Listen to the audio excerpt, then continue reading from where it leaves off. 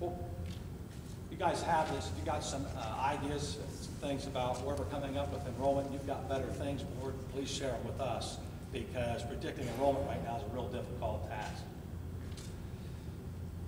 As you can see, the class sizes, again, to teacher ratios, as we said, you are required in K through 4 to target 25 to 1. But beyond that, overall, the district has to meet a benchmark of 25 to 1, 25 to 1 per student-teacher ratio as you look at certified teachers. In other words, take all your certified teachers, pull out any of your special ed teachers, pull out any of your ESPs, what we're going to define here. Educational support personnel are counselors, nursing staff, visiting teachers, which we don't know what that is. What else is there in that group? Art, music, and PE at K through 4. Who said that? Yes, Pam Coates, well done. We'll define that here for you. Right now, we are 15.1 certified staff over what they call standard operating enrollment figures, those benchmarks, but we're 4.3 ESPs under. Now, what I asked the state the other day, the directive that we got is you operate at state minimums, at state, I'm not allowed to say state minimums, so it's state operating recommendations. I asked them, do you get penalized if you operate below? And they said no. I said, did you give me a directive to operate below? He said no. So we've got to try to take existing staff and pull the ESPs up and take the certified down. Does that make it very clear what our challenge is? The best way to do that, for me to be able to regulate these numbers, is that we got to close another building because we don't know what enrollment's going to do. So that we can make sure we get all these things. You got to have that flexibility, so you can see that's the biggest value for us to get those grade levels groups, not because we want to, but because so that we can do that. The second piece then would be able to provide services then, and we'll talk about those, whether it's intervention, whether it's being able to get, take some of those ESPs back and put them in there and serve at the PE and the music and all that. By closing another building, we might have enough staff as we start to work at this to be able to provide that at K4. You can see the projected enrollments. They're there for you to take a look at, study. If you got some inputs in the next 48 hours, we'll just keep sending it back and forth, just like we did the last couple days since Sunday night, Monday with the staff.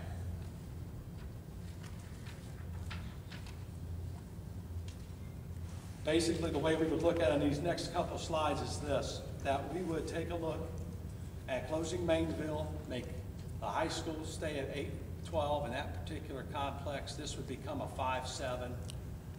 We would go K2 at the Salem complex, and we do 3-4 over at the intermediate school. We believe that right now with that enrollment that we're looking at would be the best possible way for us to take that on. We're open for suggestions. We know that if we're going to get, we're working on this, and what we'll plead to the State Oversight Commission is if you want to go to even more consolidations into 3 buildings, we're going to need enrollment to drop. And can we do it mid-year next year when we find out if our enrollment dropped? Can we take on more growth here? Sure, and this particular plan is the best piece as of right now.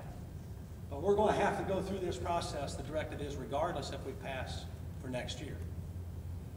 Bottom line is this whole project's targeting $1.2 million more in savings. So make sure you're getting that down. There's those reporters, we'll go through all this stuff. I'll get you one of these, make sure you get that right. It's 15 certified teachers.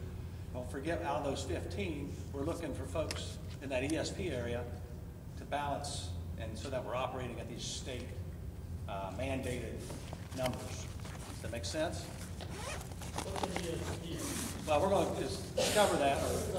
Yeah, it's an educational support personnel. Been around forever. Here they are. Even back when you were on the board, maybe you could help me with this. It's counselors, it's nurses, and I know those, and we know how to use those. and we sure could use them. I mean, we've been, you know, what I want to make sure everybody's clear, we found ways to save the program that we know is very important to us. It wasn't easy. We're doing, you know, we're doing without some things, but look at our per pupil expenditure now. We found a way to do it the cheapest and provide the very best. This isn't about money. And the state, I'm not trying to beat up anything the state commission is doing. They got a tough job. But they're not only trying to save money, they want to make sure that we're operating at what they are telling us to do. Just so you know that. Other things in ESPs make it very clear you have to have, or you can put art, music, and phys ed at the K4 level can be ESPs. And then there's this thing called a visiting teacher. Now, I don't know what it is, but it sounds like we need 2 or 3 of them. Right? So that's how we're going, you know, that's where we're at trying to approach on those ESPs. It's a great question. We knew that we were below minimums when we went to a plan last year, but House Bill 1 didn't penalize you for it. In fact, just think about what I just said. We can operate below state minimums, quote, and not get penalized. The directive from the State Commission is to be at state minimums. And that's what we're trying to get to. Next. What's the penalty if you get penalized? There is none. If there were one, what is it? Well, I don't work for that state. I don't know. You mentioned without getting penalized. If you do get penalized, what's the consequence of that penalty? Well, I hope it's not firing the superintendent. Go through all the enrollment, Greg, if you would. You can see the different enrollment projections at each level. I think the biggest change, obviously, is here at this site, at having 5, 6, and 7. And we're going to get rid of teaming, which is going to allow us then to get to a more traditional schedule and allow us to be more efficient. Can you go back a slide, Mr. Bennett? Can you go back a slide to the... Well, sure. I can't write that. Okay. Well, I'll give you a copy of this before you leave. This is the biggest change for us. And keep in mind, the biggest loss that we have is losing teaming. Teaming does have more staffing in it. But keep in mind what it does for us. You know, being able to team has allowed us to be able to keep administrative costs down. Intervention pieces are in those teaming areas.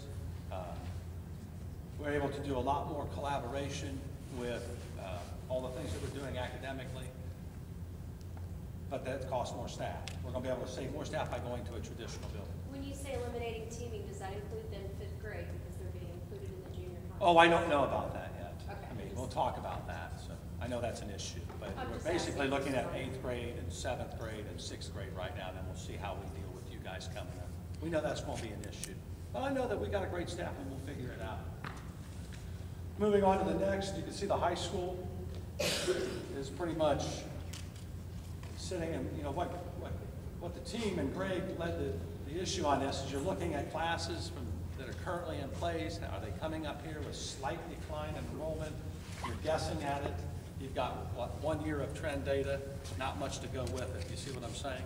Mrs. Cole helps us in that area, keeps us in line too.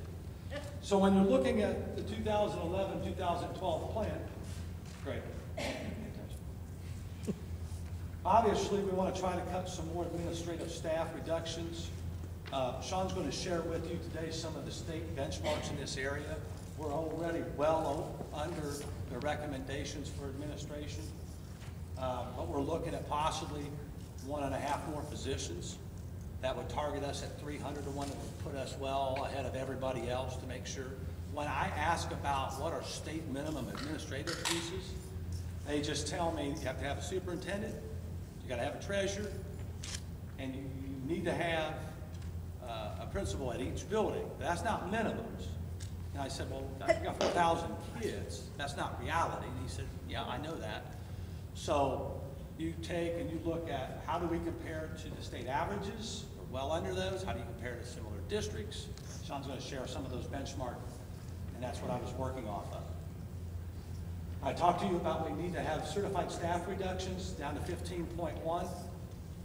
Our audit that was done last June shows that there's no room for any further support staff reductions. In fact, we may try one more in the savings of closing Mainville and not replace one, but we actually want to try to hang on to some of the custodial staff so that we can clean every day. It's a little bit more healthy and things like that. Next. Just so that you're clear, we are going to confirm that 4.3 ESVs to make sure that that's the number that we are below. And you can see that a definition of educational support personnel is listed down below what they are. Mrs. Ganem showed us, she was talking so fast about how she codes all this, I couldn't keep up with all of it. That's pretty much where it's at. What our hope is that, you know, we're not going to go out and hire more people. You know, our hope is that we can try to find a way to take the 15.1 and squeeze that down and find the people that have certifications that meet this ESP level and get those 4.3. You see what I'm talking about? And so that's why we're starting to get hit with a lot of these emails that say, well, I heard you're cutting all French courses at the high school. Nobody's made a decision. No one's, has the board, no, have we even talked about this board? We're talking tonight about a general plan, and then we're going to fine tune it. And then once we go to Thursday, we're going to say, if this, does this plan meet state minimum operating standards, however I have to put it, and then we'll start looking to see how it affects our staff. Do we have folks that are going to retire? How many are there? You know, there's all kinds of things that we don't know yet, okay? But we haven't made any commitments towards cutting any program. However, if you're a staff member and you have another certification and say it's counseling, you may be reading the fact that you're probably going to move back into that area to save jobs, right? Now, we don't know what it means yet, so please. And, you know, the other piece that we have to make very clear, I bet we got, what, 15 or 16 emails. I had some more today. And, you know, God bless our graduates and God bless our seniors because, you know, they do care. But this board has said 100 times, these cuts are not acceptable.